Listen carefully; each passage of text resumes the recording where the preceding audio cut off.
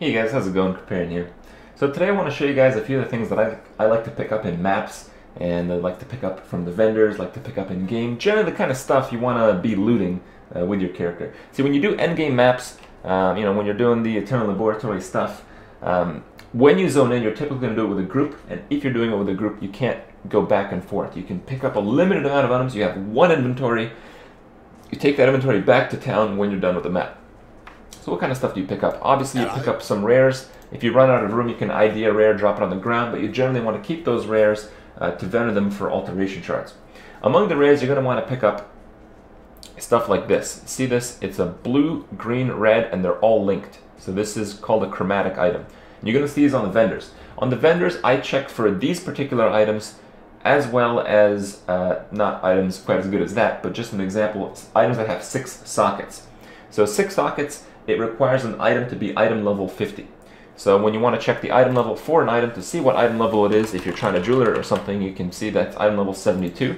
Type /item level in the key there, and you can see that it is 72 in this case. So anything over 50 can give you 6 sockets. When it comes to the vendors, all the vendors in Merciless can go up to level 60.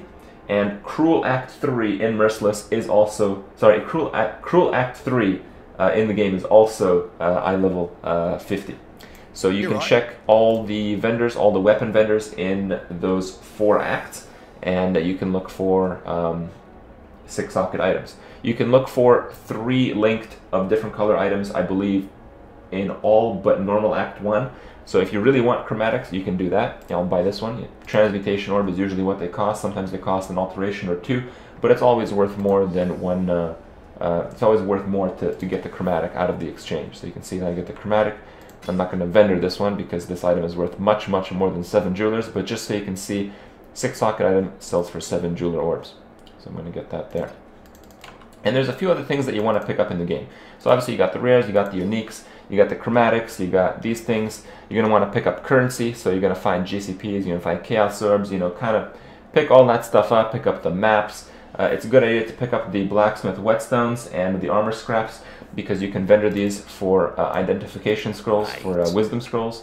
So the whetstones are 1 to 4, the armor scraps are 1 to 2, and if you run out of portal scrolls, which you might, you can buy it with wisdom scrolls from this vendor. So typically people run out of portal scrolls. I tend to run out of ID scrolls because very often in maps I'd pick up items, ID them, and if they're not good enough, I'd throw them back on the ground, and just so I can pick up more stuff.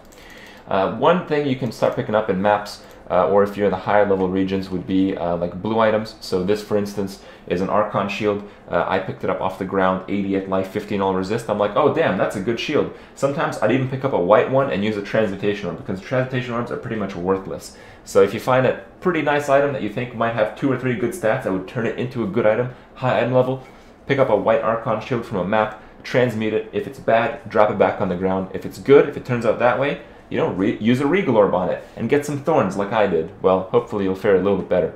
But that's the general idea. Other things you can pick up and keep are based around items. So right here I have 5 tenderizers.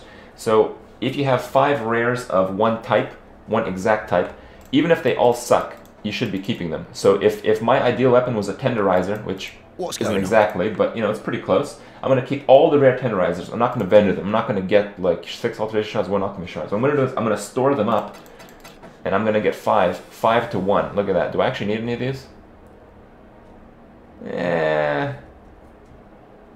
Fuck it. Alright. So now I got an unidentified tenderizer. Look at that. It's a piece of garbage. But, with this method, you're essentially creating currencies. You're creating more rare items out of your alteration shards, which is what you would get if you just vendored the items. So keep the rare items of those that you would upgrade yourself. I have a collection of imbued wands here. I have a collection of glorious plates here. Same concept there. I also keep all the rare rings, all the rare amulets. If you have 1 rare item of every slot, so if you have a main hand, an offhand, or a 2-handed weapon, helm, neck, ring, gloves, boots, belt, and chest, they can be whatever, any kind, any type. If they're all rare, you send them all to the vendor. It'll give you 1 chaos orb. So that's why I'm saving the jewelry. it's much harder to get the jewelry and the belts than it is to get everything else. So, you know, once I decide I have too much garbage in my inventory based on those items, I'll take those, start picking up armor and stuff like that, and transition this into Chaos Orbs. So you can do that. Another thing you can do is, I don't know if, I can't do it with rare iron rings, but I like to pick up iron rings that aren't rare. So white ones, blue ones, stuff like that.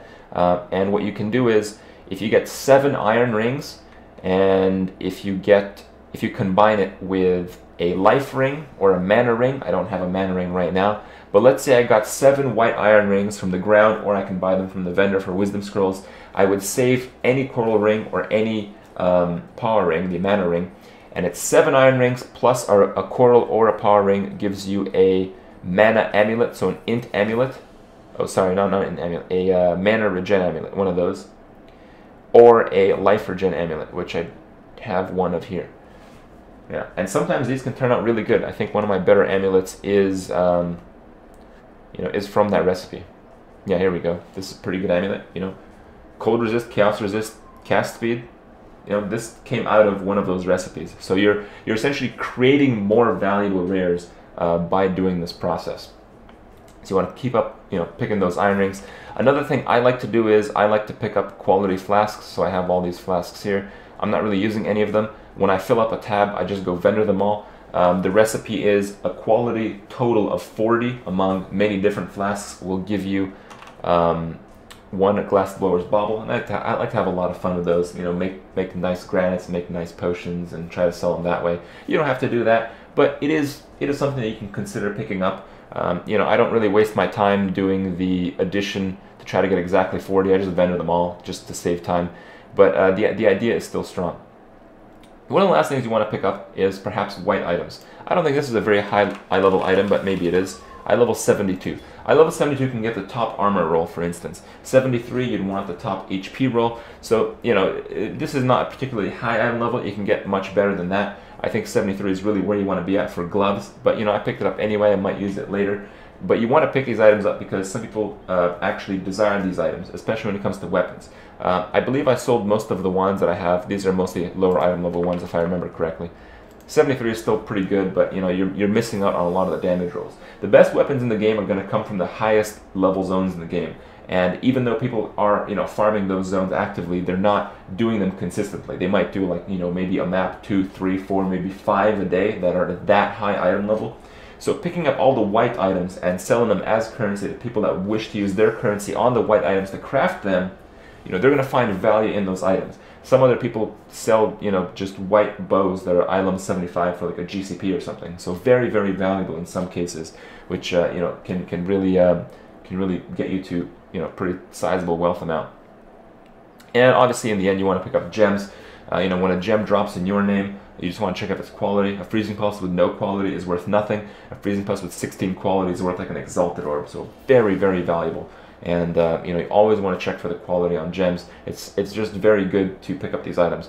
Another thing I like to pick up is I like to pick up blue belts.